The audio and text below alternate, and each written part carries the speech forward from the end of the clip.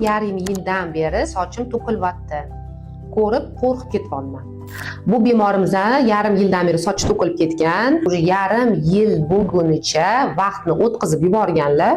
Sochi to'kilishi boshlashdan kelish kerak, vrachga ko'rinishi kerak. Yarim yildan keyin bu soch tolalari yana ham yupqalashadi, noziklashadi va piyozchalarida qurish protsessi, ya'ni qon aylanishi yaxshi bo'lmagandan keyin uni qayta tiklash jarayoni qiyinlashadi. Soch to'kilishi boshlanishi bilan albatta vrach nazoratiga keling va kerakli tekshiruvlardan o'tishingiz shart. Ya'ni soch to'kilishiga olib keluvchi sabablar. Birinchisi kamqonlik. Uning uchun albatta общий analiz kravi, feritin, B12, железani albatta tekshirtirishingiz kerak. Agar qalqonsimon bezda muammoingiz bo'lsa, uning uchun tireotropniy gormon, tiraktin gormonlarini tekshirishingiz shart.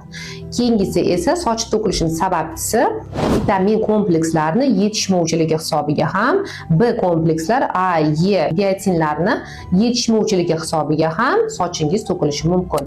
Yoki o'zingizni gen hisobiga ham yoki tashqi muhit hisobiga ham sochingiz uyum to'kilishi mumkin.